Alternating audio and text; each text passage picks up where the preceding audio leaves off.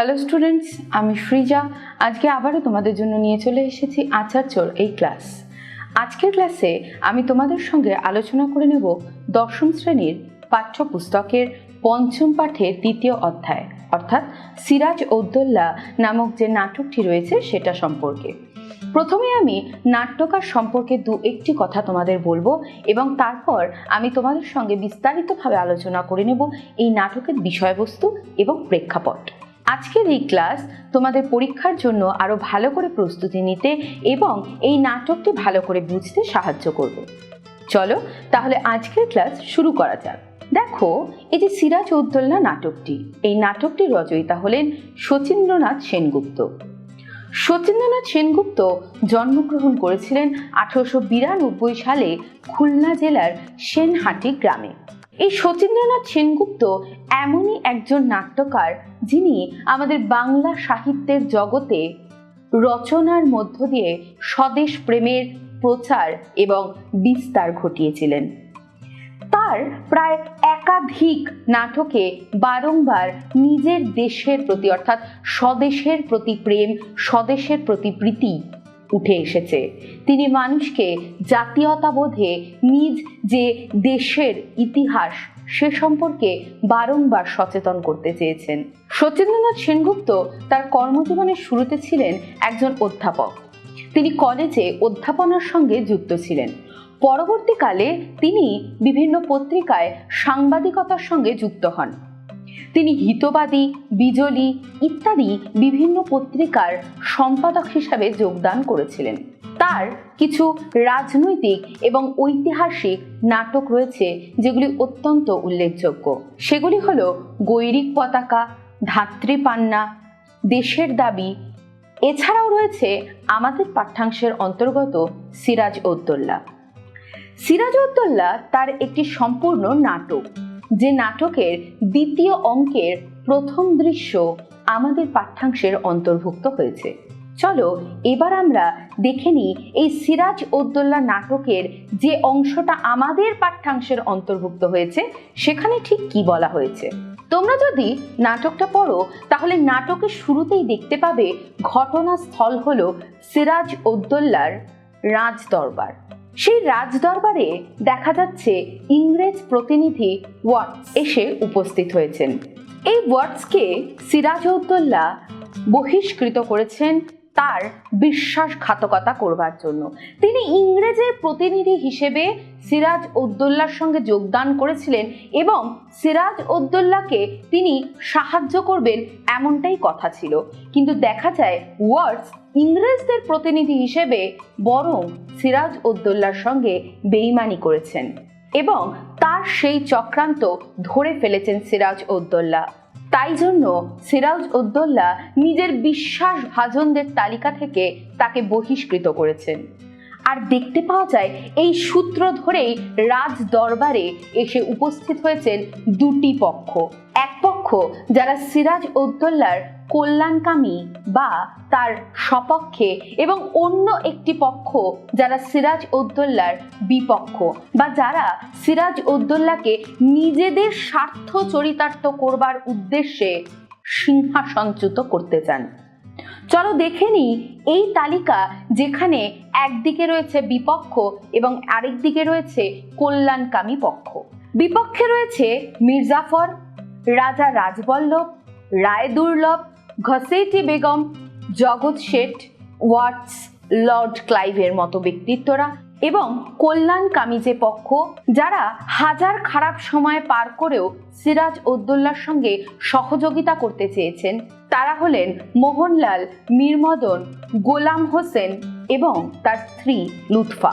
এই যে দুটি পক্ষের কথা আমি তোমাদেরকে বললাম, তোমরা যদি নাটকটা পড়ো তোমরা দেখতে পাবে প্রথম পক্ষ অর্থাৎ যারা বিপক্ষ তারা যেন বারংবার সিরাজ-উদ-দৌলার একাধিক দোষ বা একাধিক অক্ষমতাকে তুলে ধরতে চেয়েছেন। তাদের একটাই উদ্দেশ্য নিজেদের স্বার্থ চরিতার্থ করবার জন্য সিরাজ-উদ-দৌলাকে সিংহাসনচ্যুত করা। আর অপরপক্ষে যারা কল্যাণকামী তাদেরকে দেখতে পাওয়া যাচ্ছে তারা হাজার দোষ থাকা সত্ত্বেও বা সিরাজ-উদ-দৌলার বারংবার যুদ্ধে হেরে যাওয়া, তার অর্থক্ষয়, তার সেনাক্ষয় হওয়া সত্ত্বেও যেন তার সঙ্গে শক্তভাবে দাঁড়িয়ে থাকতে চেয়েছে, তার সঙ্গে সহযোগিতা করতে চেয়েছে। বরং আমরা বলতে পারি শেষ পর্যন্ত বাংলার নবাব সিরাজউদ্দৌলার লড়াইকে দেখতে চেয়েছেন বা লড়াইকে একাগ্রভাবে সহযোগিতামূলকভাবে এগিয়ে নিয়ে যেতে চেয়েছেন।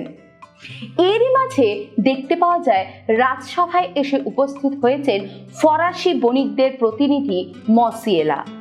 তার আসার উদ্দেশ্য ছিল চন্দননগরে, যেখানে ফরাসিরা নিজেদের বাণিজ্যের ঘাঁটি গেড়েছিল, সেখানে নবাব সিরাজউদ্দৌলার বারণ সত্ত্বেও ইংরেজরা বা আমরা বলতে পারি ইস্ট ইন্ডিয়া কোম্পানির লোকেরা সেই চন্দননগর থেকে ফরাসিদের তাড়িয়ে দেওয়ার জন্য আক্রমণ করেছে। দেখা যাচ্ছে সিরাজউদ্দৌলা ইংরেজদের কাছে একটি আবেদন জানিয়েছিলেন, বরং বলা ভালো তিনি তাদেরকে আদেশ দিয়েছিলেন যাতে একই জায়গায় ইংরেজরা এবং ফরাসিরা নিজেদের মতো করে শান্তিপূর্ণভাবে বাণিজ্য বজায় রাখে। কিন্তু দেখা যায় তার সেই আদেশ উপেক্ষা করে ইংরেজরা এবং তারা ফরাসি বণিকদের আক্রমণ করে, তাদের সেখান থেকে তাড়িয়ে দিয়ে সেই চন্দননগরের জায়গাটাও নিজেদের আয়ত্তে আনার চেষ্টা করে। কিন্তু মসিয়েলা এ জাতীয় কথা বা এই জাতীয় সাহায্যের জন্য নবাবের কাছে এলেও নবাবের পক্ষে এর থেকে বেশি কিছু করা সম্ভব হয় না।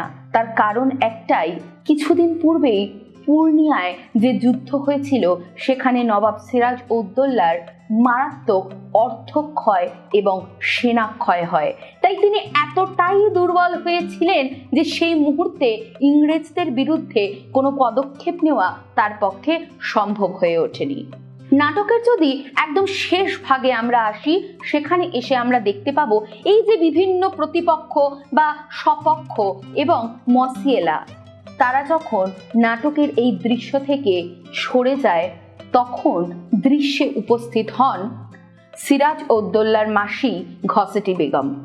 নিজ পুত্র শোকে অন্ধ হয়ে গিয়ে এবং আমরা বলতে পারি প্রতিশোধ স্পৃহা থেকে কিংবা নিজের স্বার্থ চরিতার্থ করবার জন্য ঘসেটি বেগম রাজ দরবারে গিয়ে উপস্থিত হন এবং তিনি অভিশাপ দেন সিরাজউদ্দৌলাকে, সিরাজউদ্দৌলার পতন কামনা করেন।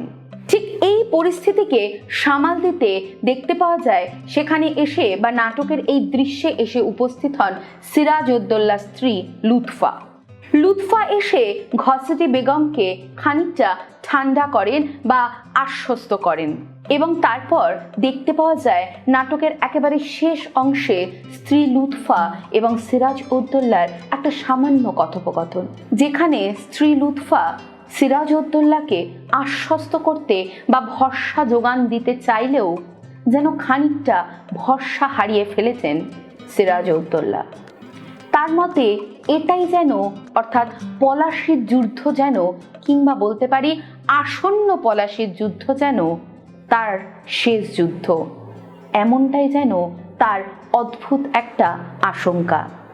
তার কাছে এই পলাশির যুদ্ধ যেন কিংবা পলাশি যেন রাক্ষসী পলাশি হিসেবে ধরা দিয়েছে।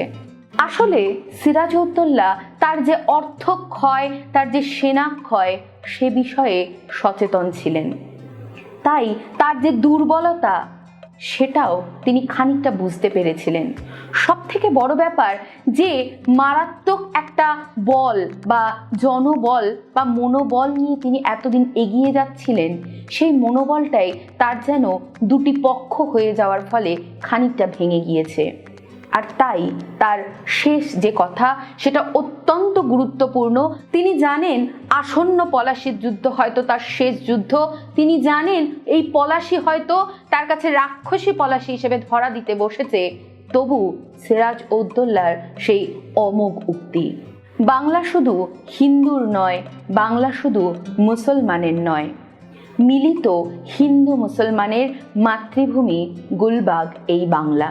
এই যে অমোঘ বাণী, এটাই নবাব সিরাজউদ্দৌলাকে একজন যোগ্য নবাব হিসেবে প্রমাণ করে নাটকের এই অংশে।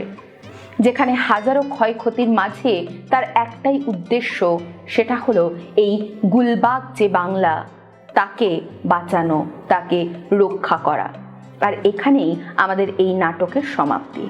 তাহলে আমরা এই যে সিরাজউদ্দৌলা নাটকটা পড়লাম, এটাকে অবশ্যই একটি ঐতিহাসিক তথা রাজনৈতিক নাটক বলতে পারি, যেখানে নবাব সিরাজউদ্দৌলার খানিকটা অংশ উঠে এসেছে।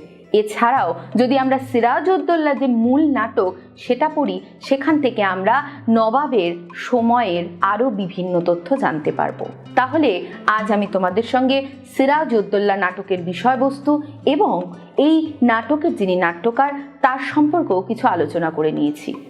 পরবর্তী ক্লাসে আমি তোমাদের সঙ্গে আলোচনা করে নেব এই নাটক থেকে সম্ভাব্য কিছু প্রশ্ন।